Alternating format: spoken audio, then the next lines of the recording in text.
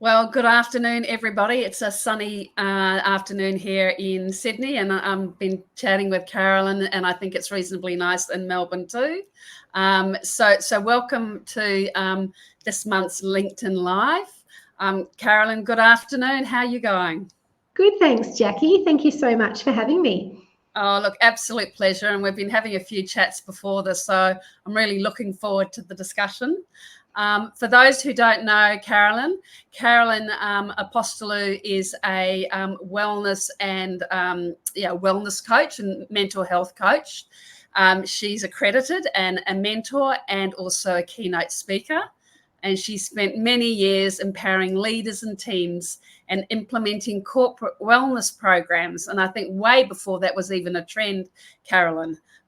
She has qualifications in psychology, training, neuro-linguistic processing, always interested in that one, timeline therapy that I haven't heard of, so we might talk about that, and hypnosis. So that's fascinating. She's also the devoted mother of 4, and from her own and she's dealt with stress from her own experiences, and that shaped her understanding of the importance of that wonderful phrase, work-life balance, and the pursuit of holistic success. So it's going to be a fascinating 35 odd minutes, Carolyn. Thank you so much for making the time. Oh, you're welcome. Like I said before, thank you for asking me to be your guest today. Oh, look, that's a pleasure. Now, I thought I might just start by, and by the way, if anybody's, for those of you who have joined us today, please feel free to type in any questions as we go along. If I see them pop up on the screen, I can share them with Carolyn and we can answer those as we go, or you can stay on at the end and we can also cover up some questions there too. But I'll start the ball rolling, Carolyn. I think most of us are now all familiar with the term burnout. However, as I mentioned to you when I was walking around the park yesterday, I kind of thought it's odd that the visual image that's often presented with burnout is of a burnt match. But a match is kind of designed to burn brightly very quickly and then burn out. So it's kind of, I guess, when thinking about it, it's kind of the wrong image. Yes. What do you think about it, and how would you describe burnout? Yes, well, I think you're right. It is the wrong image, and I'll mention an image that I think is better. But first, to answer your question, burnout in humans goes beyond just exhaustion. It's the depletion of our physical, our mental, and our emotional resources, and that comes from prolonged stress. Now, that could be in the workplace, it could just be prolonged stress in the home and the family life. And so, unlike a match that is meant to burn out, as humans, we're not meant to be drained so quickly. And so I much prefer an image of a rechargeable battery that slowly drains. We know that over time. And when it runs low, things start to function more slowly. And if we don't recharge those batteries, those batteries eventually stop working. And so I think it's a much better image than a burnt out match, because it really emphasizes that importance of recovery and simply not just burning through until we're completely gone, right? Yeah, and it's interesting you say that, because nobody can be hyper all the time. Well, I guess you can, and that does no good for your cortisol levels and all sorts of other things. But I guess that's a really good segue on to, I guess, my next question for you is that, there's all this talk around corporate wellness, and it almost seems like no one wants to talk about unwellness. And I know it's always great to be kind of aspirational, but how do you know if you're a business owner or in a corporate situation? What are the kind of signs that we should look out for ourselves? And I guess conversely, if you're working with people, how might you know that somebody's unwell or getting closer to being burnt out? And then what would you do about it? Yeah, it's a good point, because many people who are burnt out don't recognize it for themselves. I've seen that firsthand. And burnout doesn't actually have to start physically. It can creep in through mental or emotional exhaustion. And so they may be the signs that you've noticed when people are constantly stressed. You might notice that if people around you, or you may feel just all the time really worked up, really stressed. When you think about your focusing, do you have trouble focusing and concentrating on something? Or have you seen in yourself or in those around you just a loss of enthusiasm about something that used to be no problem, right? And so the physical signs can often follow, but it usually begins with the feeling of being overwhelmed or perhaps a bit detached from the workplace or from your role or from your family, something like that. So would that mean, now you probably can't detach from your family so well, but in a workplace, would that kind of mean maybe that you wake up not wanting to go to work? Correct. Exactly. Yeah. Unmotivated and then unproductive in the workplace, questioning why you have to do certain tasks that you would never have had a problem in the past with. Does that make sense? Yeah. And I mean, some of that might just mean, well, I guess, some of it might mean you just need a bit of a break, but Correct. but burnout's probably different from just needing a bit of a break, or maybe it's kind of a symptom that you really need to start actively thinking about taking a break. And that's why most workplaces do give 4 weeks of annual leave, right? And it is really good to see people take, a couple of weeks at a time, mid-year, or a couple of weeks at the end of year, rather than just a huge block at one point in time. Great. And so tell me, Kelly just mentioned she's having some streaming. It's okay at my end, and I think it's okay at yours. So yes. sorry if the planetary alignment's not working for some people. We'll kind of keep going. Not sure what's happening there. I think a storm might be coming through here, but hang in there with us. And if I disappear, I'll hook back on again. Yes. So tell me, what are some key things that you might pick up if you're going towards burnout? Lack of sleep, maybe, or being tired. What are the top 4 or 5 things that you'd be looking at? Yes, so I would be asking people, how are they rating themselves on a scale of 1 to 10 in feeling overwhelmed? How are their motivational levels? So some of those things that we've already talked about today, and to gauge their enthusiasm, because when we're feeling unmotivated, unenthused, quite often we're just so overwhelmed. I'd be looking at energy levels, things like that. Because often they're not sleeping very much. So it is all kind of interlinked, unfortunately, and one thing sort of affects the other. But there are some key things that I would be asking or looking out for.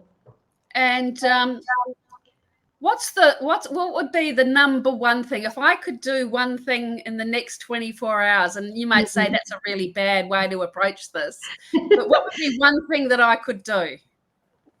I would say to start with something like stress management. It's quite foundational because it really can affect everything from your mindset, from your emotions, and how you feel physically in your body. And so if you can definitely tackle one aspect at a time, it's a really great approach. So you don't feel overwhelmed. It's more manageable to focus on one thing at a time, and it quite allows for, gradual, sustainable change. So sometimes with people, they ask me for a healthy habit. What's one thing they could do?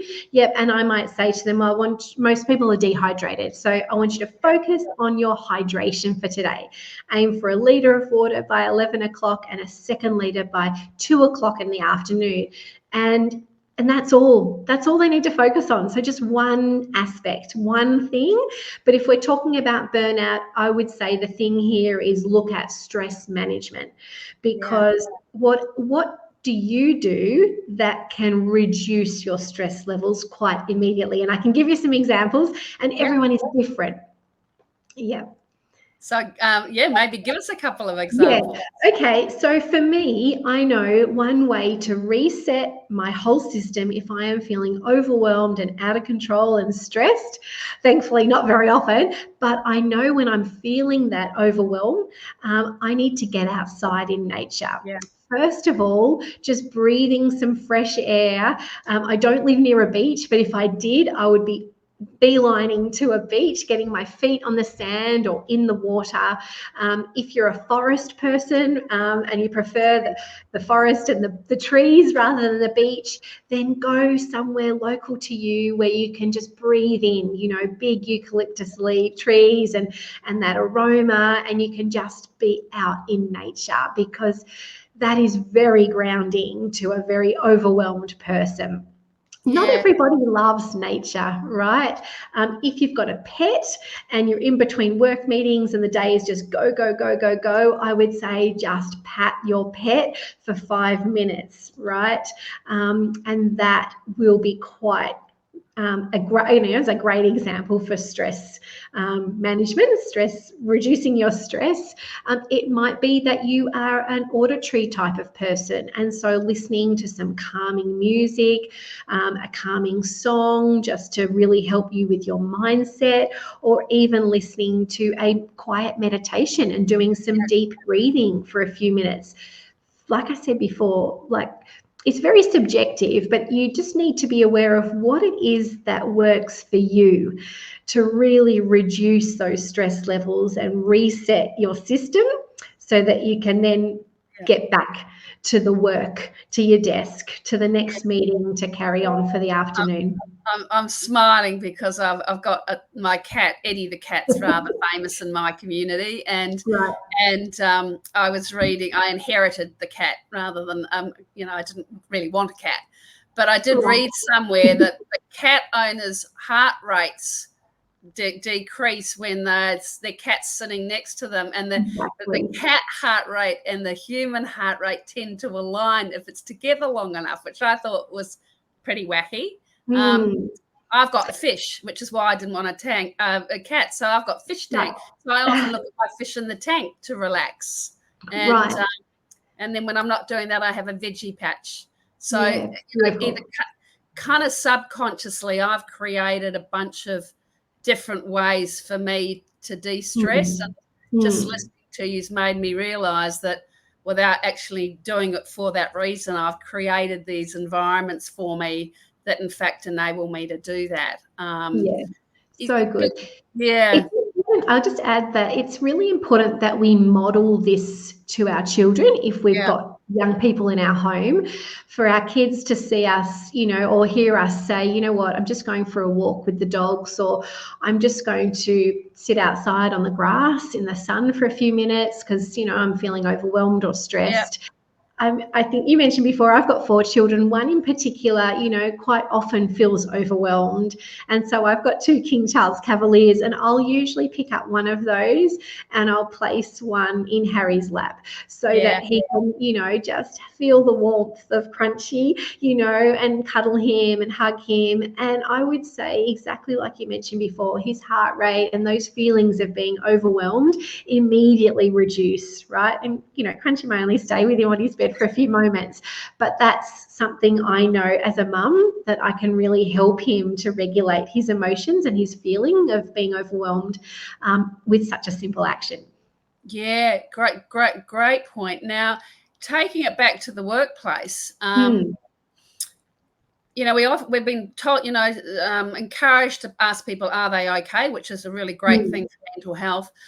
But if you're a boss or a peer in your workplace, you kind of perceive that they may be feeling overwhelmed or they're behaving in a stressed way. How do you actually approach that with that person? Because that could be really challenging. Yes, and different people are more open to advice than others, but I think a workplace needs to start with transparency. And if you're an employee that needs more time for self-care or whatever, I think you need to frame it to your supervisor or whatever it might be as a way to improve your productivity through improving your well-being, right? So just as employers are looking out for their staff, I think employees also, it's a two-way street, and I think they need to be transparent as well. And perhaps, both sides, employers and employees, potentially can share their intentions clearly, and show how, making some changes, perhaps in the boundaries, in, just putting on their sneakers and going for a walk at lunch, getting out of the office, how those changes will enhance their work, not hinder it. And I think workplaces that I've seen that have really good open communication helps to kind of alleviate any concerns about, this might impact my career if I'm seen to be leaving at 5 on the dot, or, getting out for a walk around the block in my lunch break rather than staying at my desk and working through, right? So I think very, very important for our employers to model healthy habits and really good boundaries, especially to junior staff, because it does have a flow-on effect. So it's really great when we can see our senior managers and senior leaders, doing walking meetings, or like I said, putting their runners on and going for a walk, leaving the office space at lunchtime and not staying at their desk and working through. And I think, it's an interesting thing. I was taking some international guests around Sydney yesterday, and we walked through the Botanic Gardens, which is right next door to the CBD of Sydney. Yeah. And I was surprised how few business people were there walking in this most amazing park. And I think your point is really, taken on, is that we need our colleagues or leaders, or if we are those people, to actually model the behaviour and not just talk about it. And that's where workplace wellbeing programs really come in, because doing a presentation to a workplace of 100 staff and encouraging them, and for me, verbalizing and saying, bring your runners to work, leave a spare pair on your desk, ask some colleagues who's up for a walk through the Botanic Gardens today, it's such a gorgeous day, and getting a few colleagues involved and going, I'd love to join you, Jackie, is a really great option. And tell me, we haven't talked about, one of them, I guess the things that most people go to first up is what they're eating and what they're drinking or not drinking. People in high stress environments, yours truly, loves to get, loves a glass of wine at the end of the day, and one might go to 2. So what really, how important is diet and drinking water and not drinking other things, or how we manage that? Well, it's all interlinked, right? And I always say everything in moderation. So you will see, if I'm out at a function, I will have a glass of wine with my dinner or whatever it is that's happening, and that's okay. I think it's when people can't manage certain things and it becomes an addiction, or they're relying on that to take away the stress, or when they are feeling overwhelmed, that's what they're reaching for, cigarettes or some other vice, rather than actually having better boundaries in place and going, you know what, I'll just have one now, but then I'll have the rest of the night, I'll have water. Diet is very important. If we talk about like the 5 health pillars that I talk to individuals and organizations about every single day, it's hydration and nutrition is key, because if we're not fueling our body with good food and making good choices, we're not going to have the energy that we desire to have, right? And it's the same with the hydration. Most of us are dehydrated, and our body needs to function effectively. For us to be focusing, to have good cognition, we need to be having a lot of water every day. And when I hear people say, gosh, I don't think I even drink a litre of water, my body just doesn't really need it. Well, actually it does. And most people require over 2 litres a day. There's a calculation you can do based on your current weight. So hydration and nutrition is a key pillar.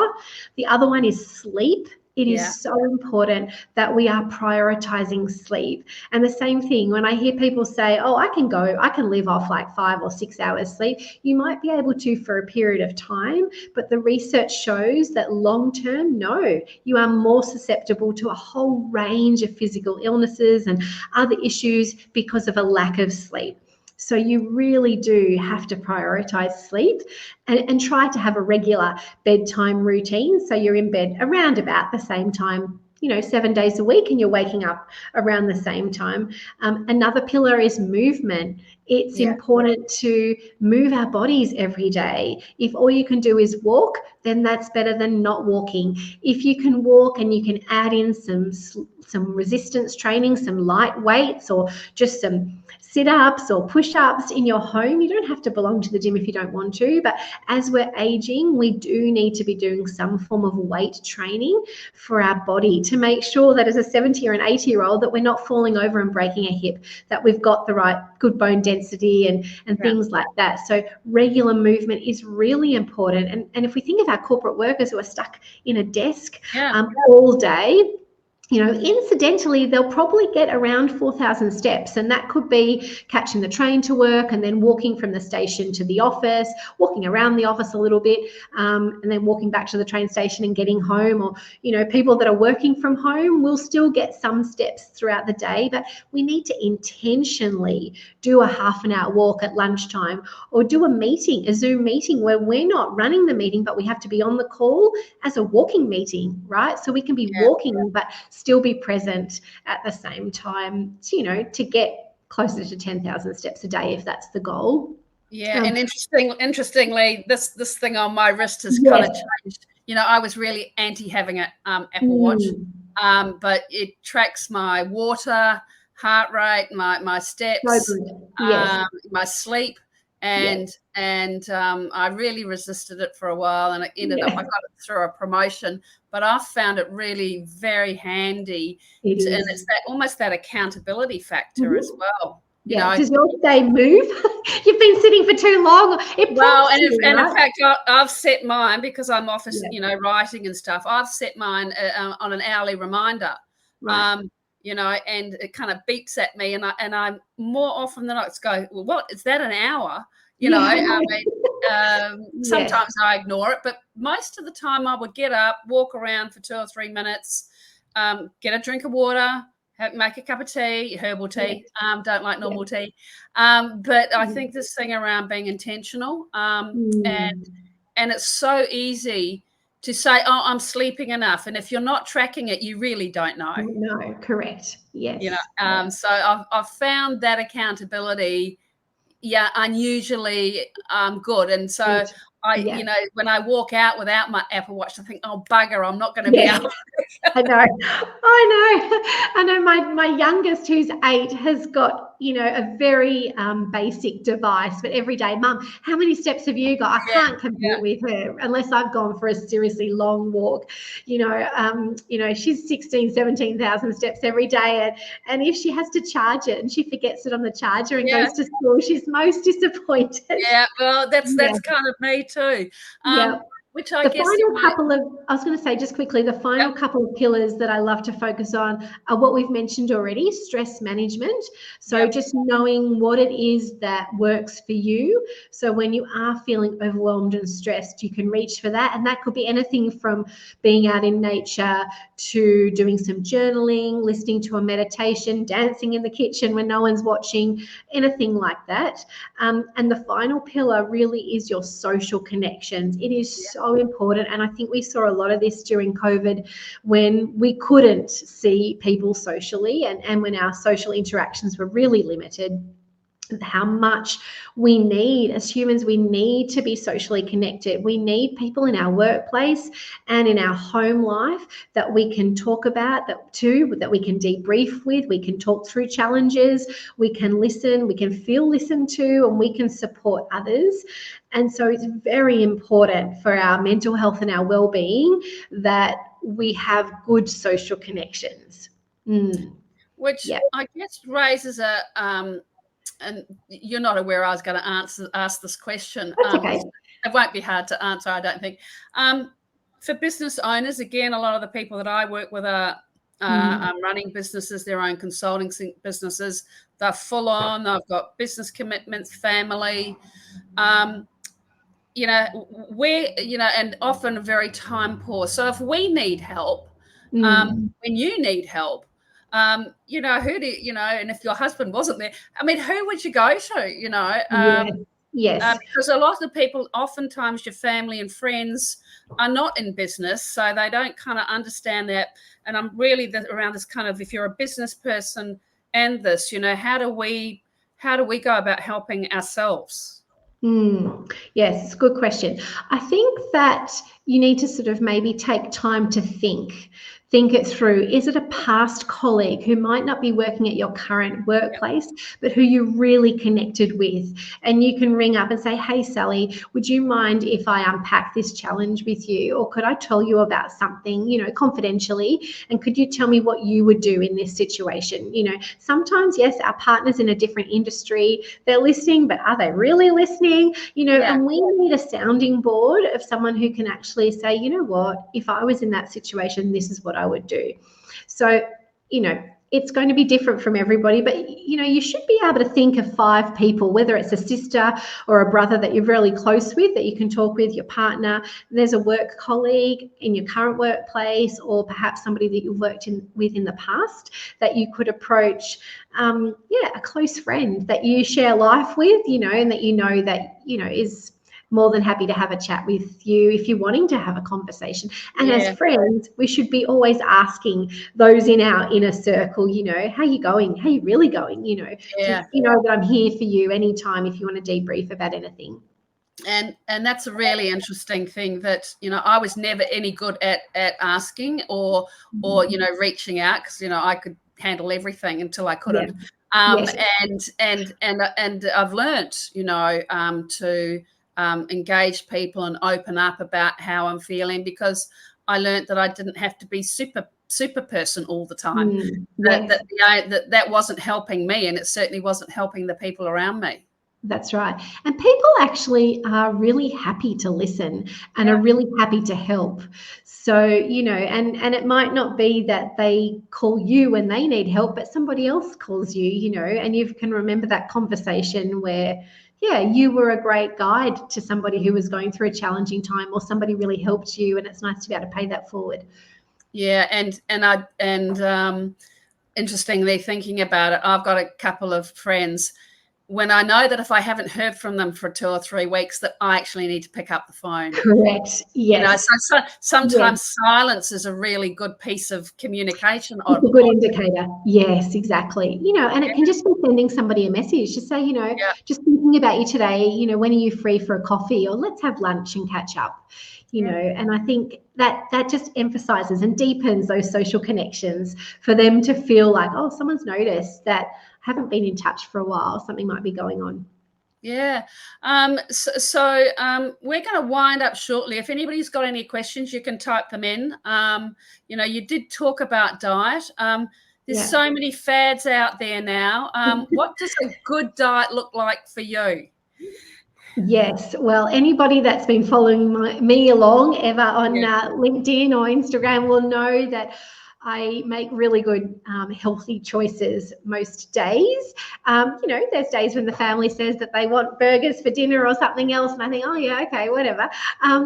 But I really emphasize 30 grams of protein at most meals. So I'll have breakfast, lunch, and dinner every day. And I do know that, 1 egg's only 6 grams of protein. So, gone are the days of only 1 hard-boiled egg, or 1 egg for breakfast with a few other bits and pieces. I'll have multiple eggs for breakfast, and some healthy veggies on the side. I'll think about lunch with some leftover chicken that might have been from last night's dinner, with some salad.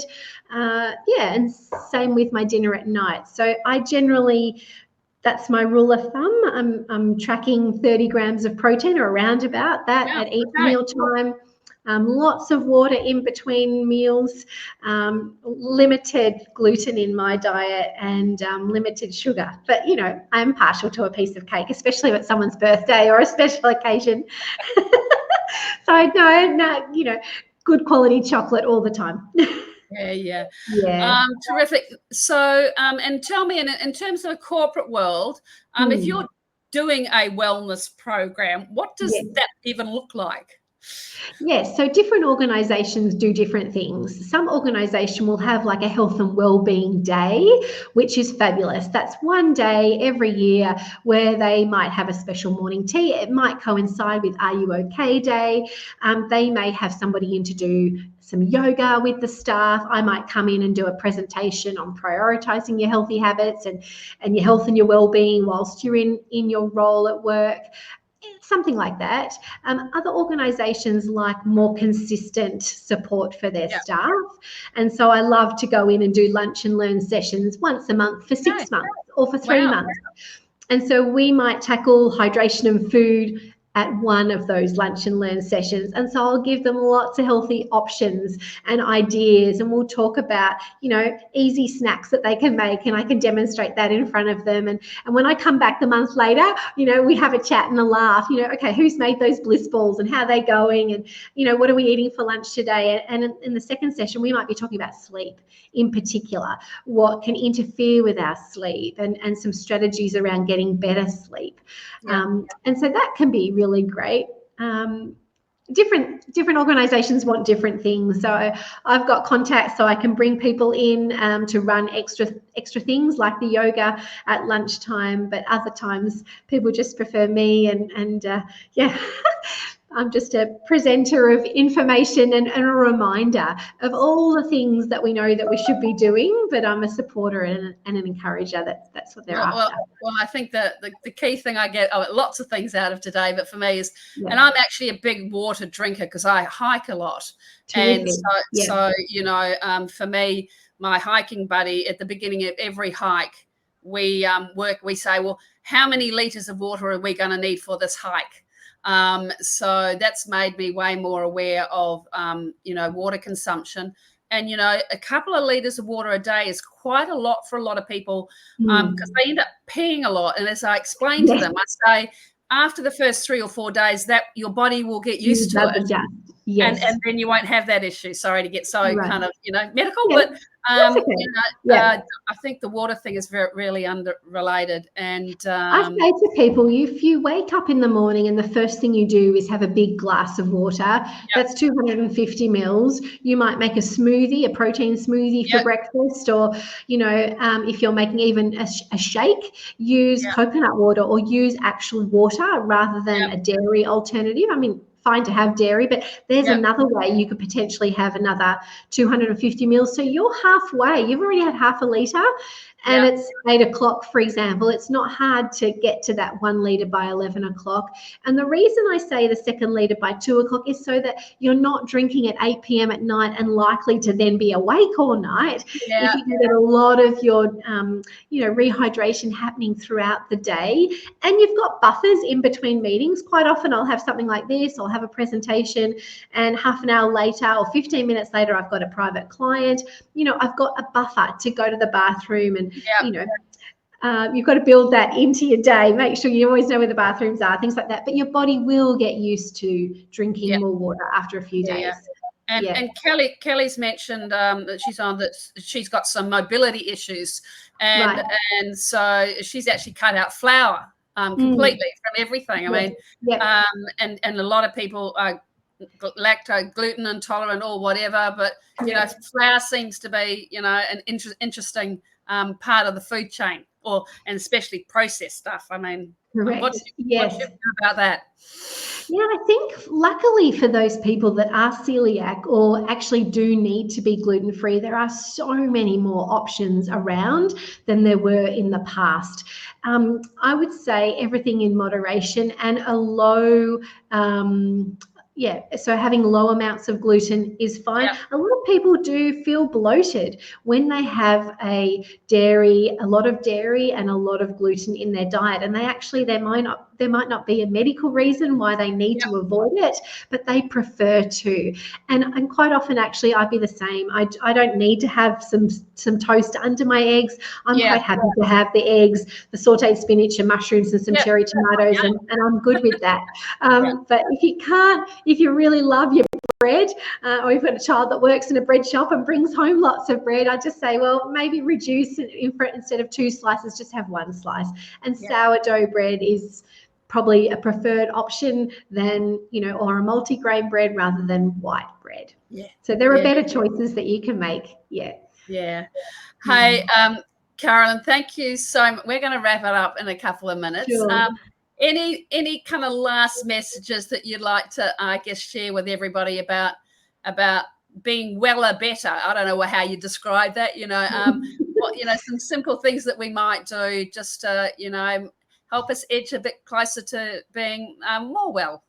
Yeah, I think it's like every new day is a brand new opportunity. I laugh when I hear people say, oh, it's not Monday, I can't start my diet today. And I'm saying, we're not about starting diets. We can start making better choices on any day of the week. So it's Thursday today. Today might be the day that, you think, okay, I'm going to think about 30 grams of protein for my dinner. Or if you haven't had lunch already today and you're at home, perhaps you can boil some hard-boiled eggs and have some salad, or you've got some tins of tuna. So start today, exactly.